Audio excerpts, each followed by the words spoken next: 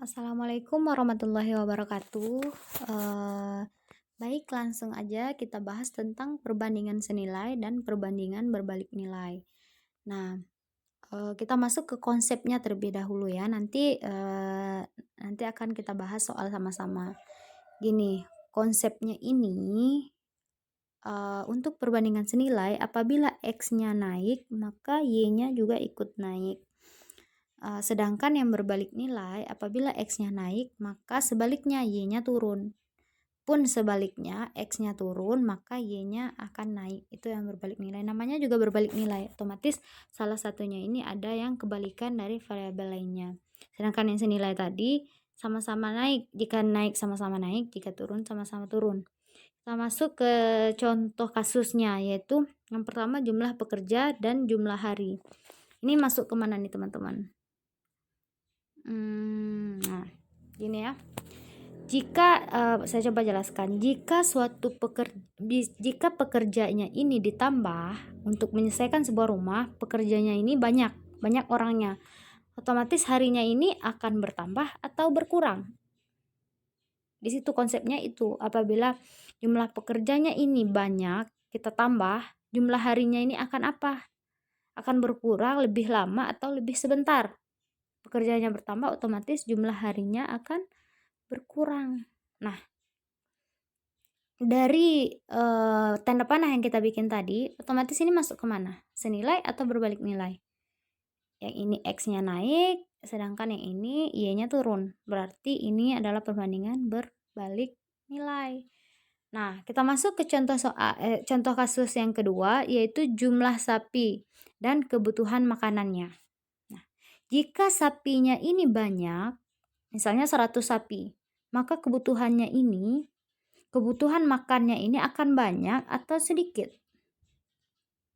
Otomatis kalau sapinya banyak, berarti makannya juga banyak. 100 sapi makannya juga 100 porsi gitu. Simpelnya gitu. Nah, sebaliknya, jika sapinya semakin sedikit, otomatis kebutuhan makanannya juga semakin sedikit. Nah, dari tanda panah ini kita juga bisa lihat, ini X-nya naik, Y-nya turun. Yang kedua X-nya turun. Sorry, salah lingkar ya. Yang ini X-nya turun, Y-nya juga turun. Yang ini tadi naik ya. Jadi otomatis ini adalah perbandingan senilai gitu. Yang penting kita paham konsepnya dulu, biar nanti kalau misalnya ada macam-macam di soal kasusnya, kita bisa menganalisa. Karena kalau salah kita analisa ini senilai dan berbalik nilai, otomatis rumusnya juga akan salah, pemahaman kita juga salah. Jadi harus tahu konsep terlebih dahulu. Nah, biar lebih paham, kita masuk ke contoh soal ya. Nah, ini contoh soalnya. Sebuah ruangan yang kotor memerlukan waktu 24 menit apabila dibersihkan oleh 6 orang. Bila ruangan tersebut hanya dibersihkan oleh 3 orang, maka waktu yang diperlukan adalah... Nah, kalau soal gini kita identifikasi dulu. Ini perbandingan senilai atau berbalik nilai. Nah, seperti yang udah dijelaskan tadi, ini kan waktunya 24 menit. Diselesaikan oleh 6 orang. Nih, 24 menit diselesaikan oleh 6 orang. Terus ternyata ruangan tersebut hanya dibersihkan oleh 3 orang saja. Jadi yang ditanyakan waktunya berapa jadinya. Nah, jika orangnya berkurang, maka waktunya ini semakin lama atau semakin sebentar. Nah, itu kuncinya. Otomatis jika orangnya berkurang, maka waktunya akan bertambah. Jadi pasti lebih dari 24 menit gitu. Nah, sekarang kita cari kalau ini berbalik nilai, salah satu variabel ini ada yang kita balik. Variabel ini atau yang ini. Pokoknya salah satu kita balik gini. Berarti ini kan ini tadi 24 per X ya. Sama dengan, nah ini kita balik 3-nya jadi di atas, 6-nya jadi di bawah.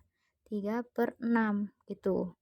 Nah, tinggal kita cari, ini tinggal kita kali silang. 3X sama dengan 24 dikali 6, maka X sama dengan 24 dikali 6 per 3. Nah, 24 ini kan bisa kita bagi 3 nih. Ini jadi 8 ya. Jadi 8 dikali 6 sama dengan 48. Nah, maka jawabannya adalah yang D. Gitu. Kita masuk ke contoh soal selanjutnya. Sebuah mobil dapat menempuh jarak 30 km dengan menghabiskan bahan bakar sebanyak 15 liter. Berapa banyak bahan bakar yang dibutuhkan untuk menempuh jarak 100 km? Nah, kita analisa seperti yang tadi. Ini kan jarak yang ditempuh 30 km, menghabiskan bahan bakar sebanyak 15 liter. Yang ditanyakan berapa banyak bahan bakar yang dibutuhkan untuk menempuh 100 km. Nah, berapa banyak liternya ini? Nah, dari sini kita bisa tahu ini adalah perbandingan senilai. Gimana kita menyimpulkan ini perbandingan senilai? Karena lebih jauh jarak yang kita tempuh, otomatis bahan bakarnya akan semakin meningkat. Gitu. Akan semakin tinggi. Jadi semakin tinggi, semakin jauh, maka semakin banyak bahan bakarnya. Apabila semakin dekat, maka bahan bakarnya juga yang dibutuhkan juga semakin sedikit. Berarti ini perbandingan senilai. Kalau perbandingan senilai nggak ada yang perlu kita balik. Langsung aja 30 per 100 sama dengan 15 per X. Lalu 30X sama dengan 15 dikali 100. X sama dengan 15 kali 100 per 30. Ini 15 sama 30 bisa dicoret, ini sisa 2, 100 dibagi 2 adalah 50. Jadi jawabannya adalah yang A. Oke, next, biar lebih paham, ini ada contoh soal lagi. Sebuah toko buku menjual 2 kodi buku tulis seharga 120.000. Berapa yang harus dibayarkan oleh pembeli jika ingin membeli 5 kodi buku tulis? Nah, kita identifikasi. 2 kodi dijual seharga 120.000. 120.000.